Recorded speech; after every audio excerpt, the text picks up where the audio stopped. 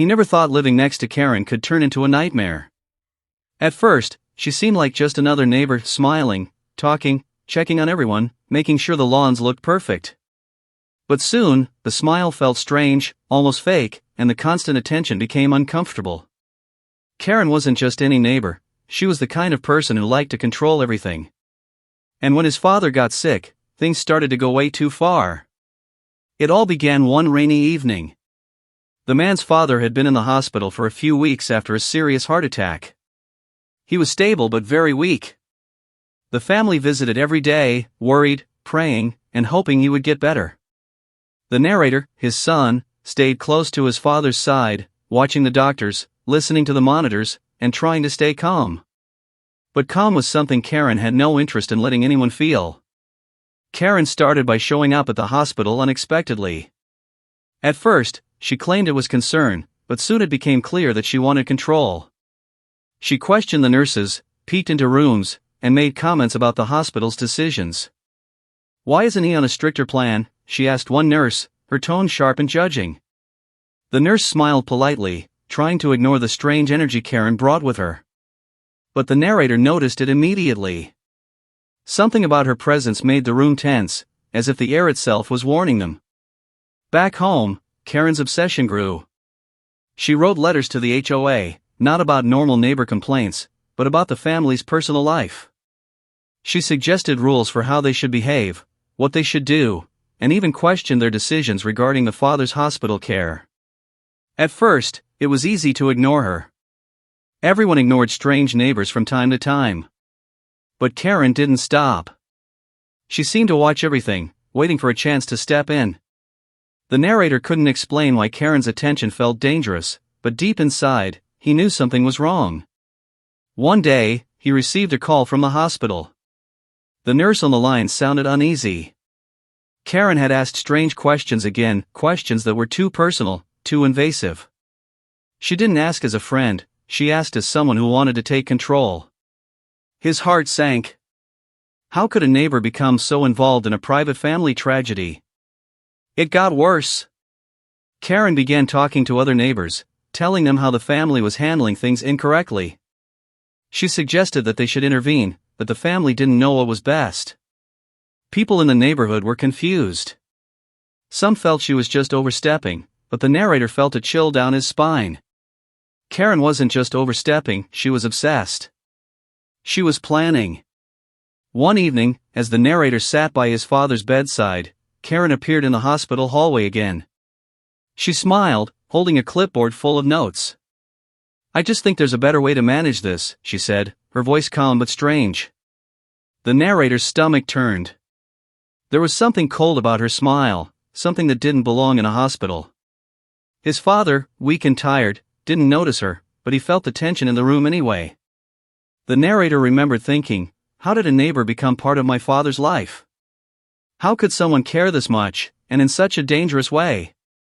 He looked at the monitors, the beeping of the machines, and the thin tubes keeping his father alive. Karen's shadow seemed to hang over everything, and he knew this was no ordinary interference. That night, the narrator couldn't sleep. Every creak of the house, every knock on the door, made him jump. Karen had done nothing illegal yet, but the feeling of danger was real. He didn't know what she would do next, but he feared it could be something terrible. He thought of his father, helpless in the hospital bed, and a cold shiver ran down his spine. Karen had gone too far already, and he didn't even know it yet. She wasn't just a nosy neighbor, she had plans, and her obsession was growing. Every family member could feel it, but no one wanted to say it aloud. The fear was silent but real. Little did the narrator know, this was only the beginning. Karen's actions would soon cross a line that no one expected. It wasn't just letters, whispers, or unwelcome advice anymore. Something far worse was coming. And when it happened, the police would have to step in to stop her. But at this moment, all he could do was watch, wait, and pray. Karen was watching too, smiling quietly, planning her next move. The narrator didn't know how far she would go, only that she had already gone too far. And that's how the nightmare began. The days after his father's hospitalization felt heavy, almost like the air itself was thick with tension. The narrator thought things would slowly settle, that Karen's strange visits would stop, but they didn't. In fact, they became stranger. Karen started appearing at the hospital at odd times. Not during visiting hours, not during the day when nurses were busy. She showed up in quiet hallways, just when she shouldn't. At first, she pretended it was concern. "I just wanted to see if he was okay," she'd say with a calm smile. But there was something about the way she looked around, the way her eyes lingered on the monitors and the machines, that sent chills down the narrator's spine. It wasn't just the hospital anymore. Karen began showing up at the family's home. The narrator's mother would hear a knock on the door and find Karen standing there, clipboard in hand, asking detailed questions about their daily routines. "Is he eating well? Is he sleeping enough? Are you sure the nurses are doing everything right?" Her voice was polite, almost gentle, but there was an edge underneath, a feeling that she wasn't just asking. She was judging. Neighbors started whispering too. Some thought she was just overcaring, a little too involved. But the narrator could feel the danger. Karen didn't just care, she wanted control. She began sending letters to the HOA about the family, complaining about their yard, their routines, and even how their trash bins were placed. The HOA seemed confused, unsure why Karen was reporting such personal details, but she didn't care. Every note, every complaint, felt like she was building a map, a way to watch and interfere with the family's life. One night, the narrator saw something he would never forget. He was sitting alone in the living room, looking at his father's hospital updates on his phone, when he noticed a shadow moving outside the window. Karen's car wasn't there, but the shadow lingered. For a moment, he thought he imagined it. Then, he heard a faint rustle near the gate, like someone was checking if the doors were locked. Fear tightened in his chest. Karen wasn't just watching now, she was lurking. At the hospital, Karen's behavior became more intense. She began asking the nurses strange questions about life support, medications, and what would happen if they turned off certain machines. The narrator overheard her once, whispering in a tone too calm, too steady, "I just think he might not need all this, maybe it's time to let go." The words made him freeze. Could she really be thinking about something so cruel? His stomach turned, and he realized that Karen's obsession had grown far beyond simple nosiness. Even other neighbors noticed her. People who had once smiled and waved at Karen now avoided her. Rumors spread quietly. She was controlling, manipulative, and too interested in everyone's private lives. But no one spoke up publicly, no one wanted to confront her directly. Only the narrator and his family truly understood the danger she posed. Late at night, when the house was quiet and the father's hospital monitor beeped faintly through the phone updates, the narrator felt eyes on him. Not physical eyes, but the feeling that Karen knew everything. Every detail, every visit, every tiny movement. He began locking doors, checking windows, making sure the gates were closed. But he knew it wasn't enough. Karen was not someone who gave up. She was calculating, patient, and dangerous. And then came the first real warning sign. Karen didn't just watch anymore, she started trying to influence others. She whispered to nurses, neighbors, even delivery people. She questioned their decisions, planted doubts, and slowly, subtly, began manipulating the people around the narrator's family. The narrator realized with a cold shock, Karen's obsession was turning into action. She wasn't just a problem on paper or a nosy neighbor, she was a threat. By the end of this part of the story, the tension had grown unbearable. Karen's presence loomed over the family like a storm cloud. Every knock at the door, every unexpected phone call, every shadow in the hallway could be her. The narrator knew that the line between concern and danger had already been crossed. And just when he thought it couldn't get worse, Karen took the first real step that would push everyone to the edge. Something that would make the police step in and the family realize how far she was willing to go. It started as a quiet evening at the hospital. The narrator sat beside his father, holding his hand, watching the monitors beep steadily. For a moment, it felt like peace had returned. But that calm was only temporary. Karen had other plans. That night, she didn't just lurk outside or send letters. She stepped into the hospital corridor with a determined look, her clipboard clutched tightly. Nurses tried to be polite, offering her general information, but Karen wasn't satisfied. She asked detailed questions about the life support machines, about medications, and about what would happen if certain treatments were stopped. Her tone was casual, almost like she was offering helpful advice, but there was a coldness underneath, a strange confidence that made the nurses uneasy. The narrator watched from a distance, his heart pounding. Why is she asking these questions? Why now? He whispered to himself. Something about her calm, deliberate tone didn't feel normal.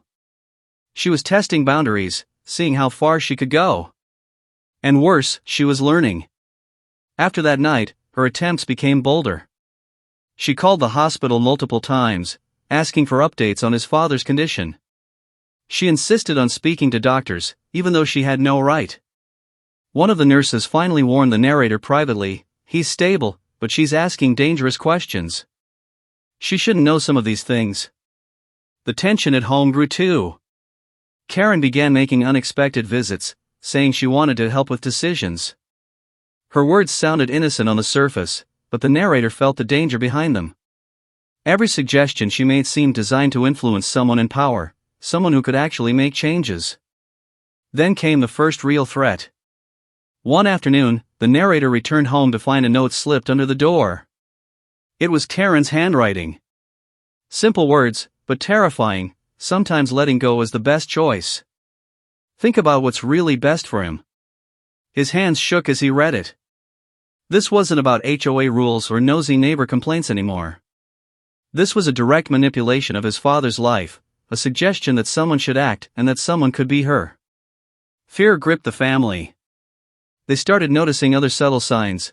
The locks on their gate had been tampered with, her car seemed to appear at unexpected moments, and sometimes they would catch glimpses of her watching from a distance. It wasn't just obsession anymore, it was a threat in motion. The narrator knew they couldn't ignore it.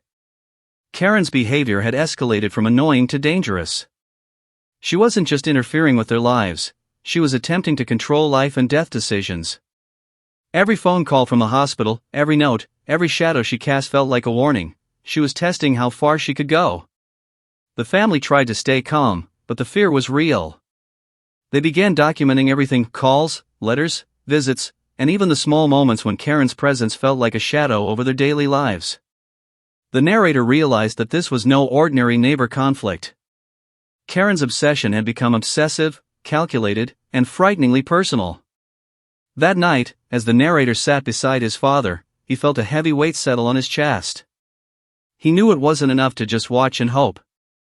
Karen had already made her intentions clear. She wanted to interfere with his father's care. And if no one stopped her, things could go terribly wrong. The story had reached a dangerous turning point. The family's fear was no longer about privacy or annoyance, it was about life itself. Karen had crossed the invisible line. The moment had come when the police would need to be involved, but the narrator didn't know if help could arrive in time. And so, the shadow of Karen loomed larger than ever. She wasn't just a neighbor anymore, she was a calculated threat, quietly plotting her next move, and no one could predict just how far she would go. The hospital had always been a place of quiet routine, with nurses moving softly, machines beeping steadily, and families holding on to hope. But that calm shattered one afternoon. Karen's obsession had grown into something darker, something that no one could ignore. That day, the narrator's mother was visiting her husband when a nurse hurried into the room. Her face was pale. "Someone tried to interfere with your father's life support," she whispered. At first, the words didn't register. Interfere? How? The narrator's stomach dropped. Then it hit him like ice water: Karen had crossed the line. Karen had somehow convinced a hospital staff member to let her see the machines unsupervised. She didn't attack directly, but her actions were enough to put everyone on high alert. She had tried to adjust the settings, small changes that could have endangered his father's life if not noticed in time. The nurses immediately corrected everything, but the fear had already set in. The narrator felt a rush of anger and panic. How could a neighbor go this far? She wasn't just meddling anymore, she was dangerously close to taking control of someone's life. Every time he thought about her calm smile, the clipboard in her hand, he felt a chill run down his spine. This was no longer about HOA rules, no longer about strange letters or whispered advice. This was life and death. Word spread fast. Other staff members reported that Karen had been pressing, asking strange questions about life support, and watching the monitors too closely. She was trying to learn the system, to find a way to make her own decision. The hospital was alarmed, and the security team started paying attention. But the family couldn't shake the fear. Karen's obsession had become real, immediate danger. At home, the family's anxiety was unbearable. Every knock on the door, every unfamiliar car in the driveway made them jump. The narrator began to watch the streets, always looking for her, knowing that Karen didn't just stop at the hospital. She wanted control over everything, and she wouldn't give up easily. Late that evening, the narrator's father had a moment of weakness. The monitors beeped faster than usual. The narrator rushed to his side, but the sense of dread didn't leave him. He remembered Karen's words from before, the cold suggestion to let go. The thought that she had tried to act on that was terrifying. The police were finally called in. The hospital staff, combined with family reports, made it clear that Karen was no longer just a nuisance, she was a threat to someone's life. Officers arrived, questioning hospital staff and neighbors. Karen, as usual, smiled and acted innocent, but her obsession was obvious. She tried to downplay everything, but the police could see through the calm facade. For the first time, the narrator felt a mix of relief and fear. Relief that help had arrived. Fear because they realized how dangerous a person like Karen could be. The line had been crossed. The shadow that had been looming over the family had finally revealed itself in full. That night, as the narrator sat by his father's bedside, he realized something terrifying. Karen's obsession wasn't random. It was planned, calculated, and escalating. Every step she had taken had led to this breaking point. And even with police intervention, he knew the danger wasn't over. The story had reached its darkest moments so far. Karen had gone too far, and no one could ignore it anymore. The family understood, painfully, that their lives, and especially their father's life, were at risk as long as she remained unchecked. And somewhere close by, Karen was smiling. Quietly. Confidently. Already thinking about her next move. The tension had been building for weeks, like a storm waiting to break. Every day, every knock at the door, every unexpected shadow made the narrator's heart pound. And then, finally, the authorities arrived. It was a quiet morning when 2 police officers appeared at the hospital. The narrator's family had reported Karen's actions, her obsession, her threats, and her attempt to interfere with life support. The staff had prepared statements. Every detail of her strange, dangerous behavior was documented. Karen was already there when the police arrived. She smiled as usual, clipboard in hand, acting calm and friendly. But the officers weren't fooled. They had seen enough cases like this before, people who had obsession behind politeness, who smiled while crossing dangerous lines. The narrator watched nervously from a corner. His hands were trembling. He could see Karen's eyes flicker slightly, just a tiny sign that she knew trouble was coming. The air in the hospital room felt thick, almost electric, as the officers questioned her. "Ma'am," one officer began, "we've received reports that you attempted to interfere with a patient's life support and pressured hospital staff. Can you explain your actions?" Karen's smile never faltered. "I was only trying to help," she said, her voice calm, almost soothing. But the officers noticed the tension in her body, the way her eyes scanned the room, the slight twitch of her fingers. It was the small signs that gave her away. They asked more questions, and the staff spoke carefully but firmly. They explained the attempts to adjust the machines, the letters, the unusual behavior, the constant pressure on neighbors and nurses. The officers listened, taking notes, their faces serious. The narrator felt a mix of relief and fear. Relief that the authorities were taking this seriously. Fear because he realized just how close Karen had come to harming his father. The police officer's words confirmed it. If she had succeeded, it could have been very dangerous. "You were right to call us." Karen continued to act innocent, but the officers were experienced. They calmly explained that any further interference would lead to arrest and legal action. Karen nodded, still smiling, but the narrator could see the edge in her eyes. She was already planning, calculating her next move. After a tense hour, the officers left, promising to monitor the situation closely. The family was shaken but relieved. The immediate threat had been stopped, and his father was safe. But the narrator knew the danger wasn't fully gone. Karen's obsession had been exposed, but her determination remained. That night, the narrator sat by his father's bedside, staring at the monitors. The steady beats were like a heartbeat of hope, but his mind kept replaying Karen's smile, her calm voice, her dangerous obsession. He realized that people like her didn't stop easily. They waited, they watched, and they planned. For the first time, he truly understood the depth of Karen's obsession. It wasn't random. It wasn't just nosy behavior. It was personal, calculated, and dangerous. And even with police intervention, the narrator knew that vigilance was the only thing keeping his family safe.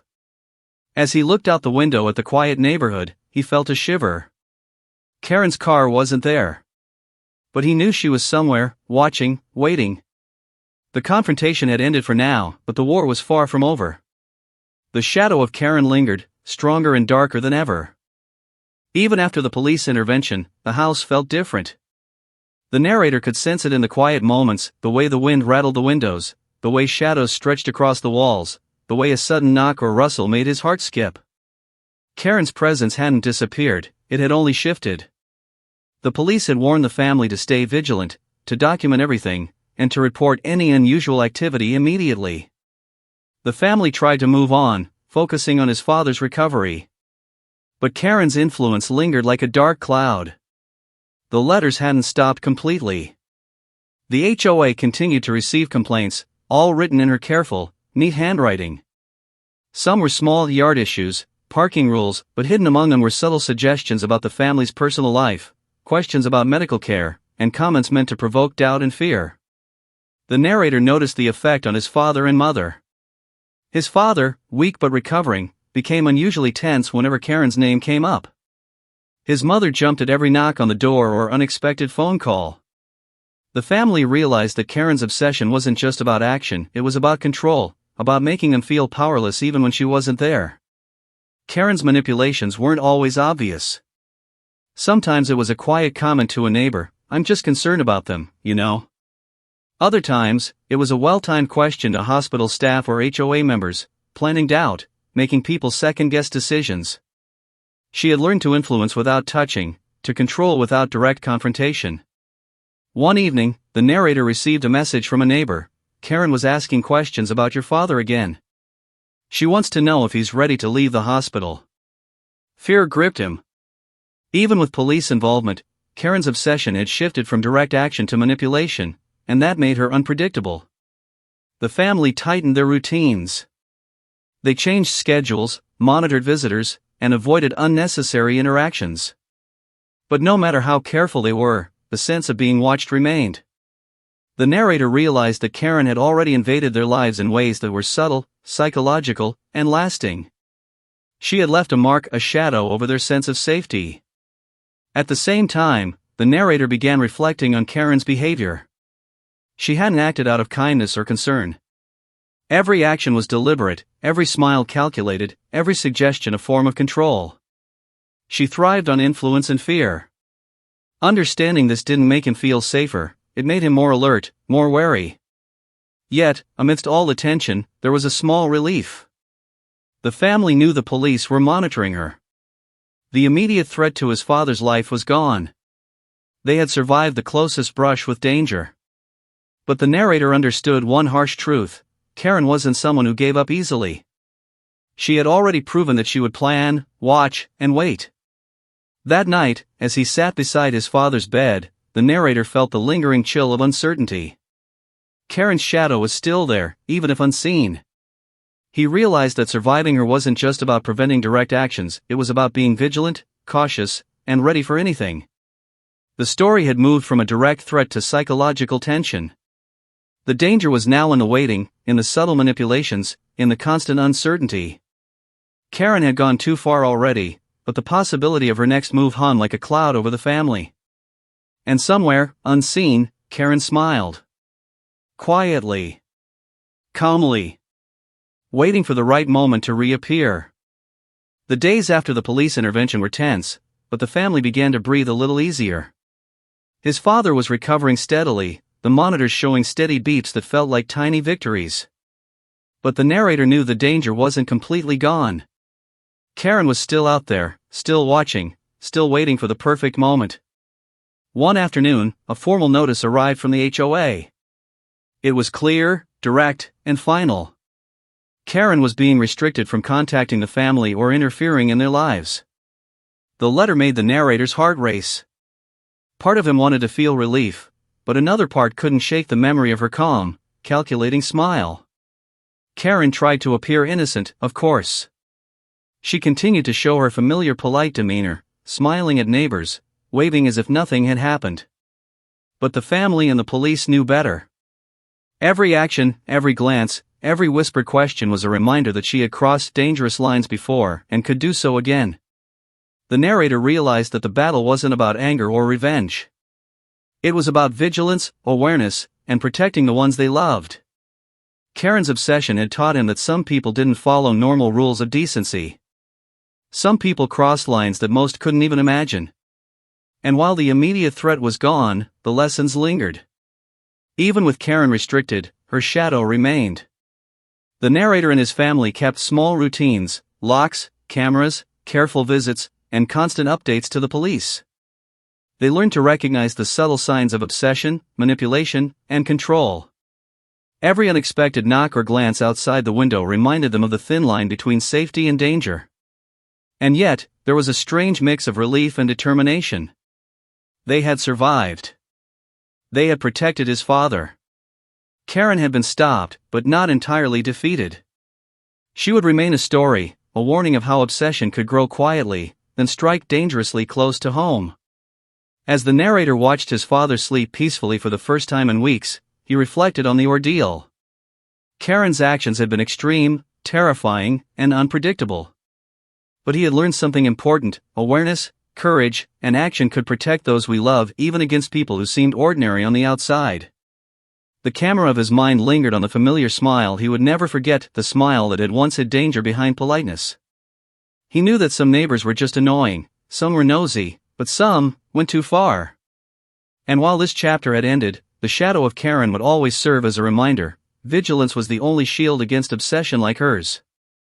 The story closed with quiet tension.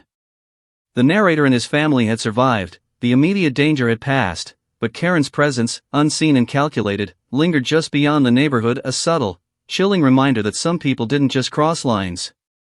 They blurred them. And somewhere close by, Karen smiled, waiting for the next chapter.